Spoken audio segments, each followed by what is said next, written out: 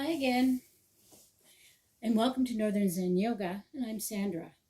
I thought I'd like to have a chat with you today about something that's very important and that what often happens after we've begun our yoga practice, especially in the very early stages.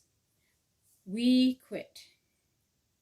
So I want you to look at the reasons why you're quitting and make sure that they're good ones, and make sure that they're not just excuses for not continuing. So, for example, a lot of people, when they first begin yoga, they have problems with discomfort. Oh, let's face it, it's not a comfortable process when you're very, very stiff and you're very, very rigid to start to open up the body. And a lot of people say, I'm just not good at it. I'm not good at yoga because I can't look like you look. I can't do things the way you can do things. So, therefore, I can't do yoga. What's the point? Well, let me tell you, the point is that there always has to be a starting point, especially when you're very stiff in the joints. And when you begin yoga, it's not going to be easy. It's not going to be as comfortable as it would be maybe 6 months or a year from now. And in that reason only, if that's why you're quitting, you need to stop and you need to give yourself a moment to think about what is the end goal. The end goal is to get those joints moving, is to get some flexibility back into your body. And if you think about it from that perspective, then you won't quit. Instead, try to embrace that discomfort. I know when I first started doing yoga, I went through a lot of pain. Well, it's what I referred to as pain at that time. Pain meant that my joints ached. My joints didn't feel comfortable, not even for the rest of the day, and sometimes the next day after that. But think about what's happened to those joints. Think about how you have begun to stretch things, tendons that have become really tight, really, really short, and you're stretching them. And anytime you do exercise, it's a given. You're going to feel it. You're going to feel the after effects of having used the muscles and stretched the body. So this is a temporary situation. Trust me. After several months of doing yoga, you'll find that unless you've done something that's just a little bit too far outside of your comfort zone, you won't feel those achiness and muscle pains and joint pains that you felt in the first few months of doing yoga. So here we are. We're sitting in this position, and I'm bending my knee and I'm bringing my foot in. A whole lot of stuff is happening here. Muscles are stretching, tendons are stretching.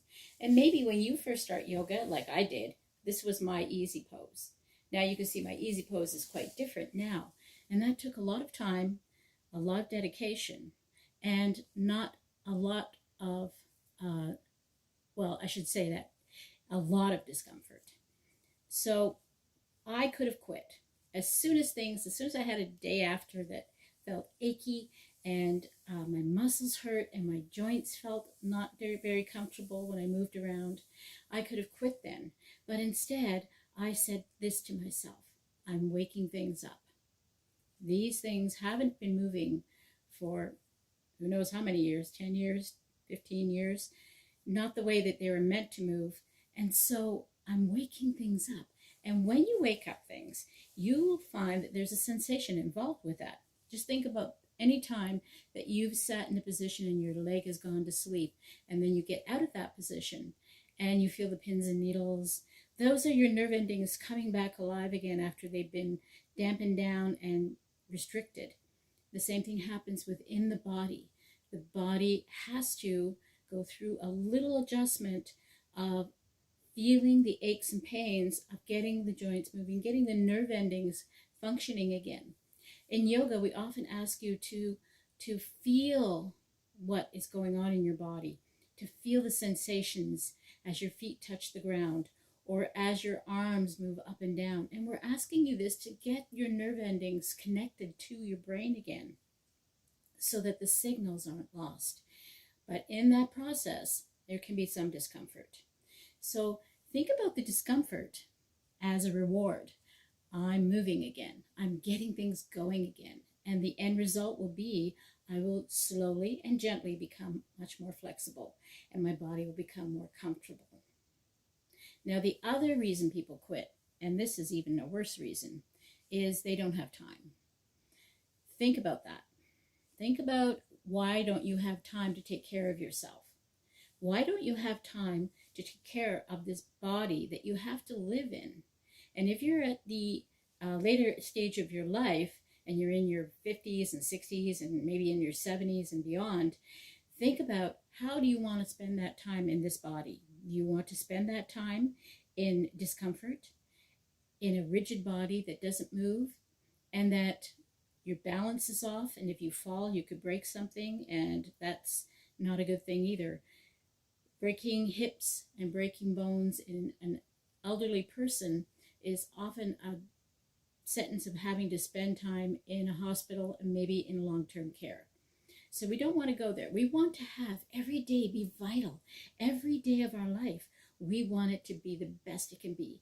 So think about that half hour a day, or that hour 2 or 3 times a week.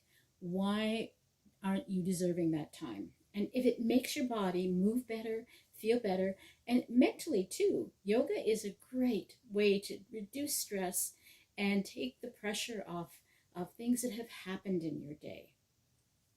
Think about your excuses. Think about why you don't have the time. Think about, what are you putting ahead of you? And it's very important to look at things that way, because if we don't take care of us, we're not going to be there to take care of others. I know if you're in your later years like I am, you've got grandkids perhaps, and older adult children that still want you to be part of their life and to do things with them. And if you have ever given them the excuse, I'm too tired, I can't do that anymore, I'm too old, you need to do yoga. Thanks a lot. Namaste, and I'll see you guys soon. Bye for now.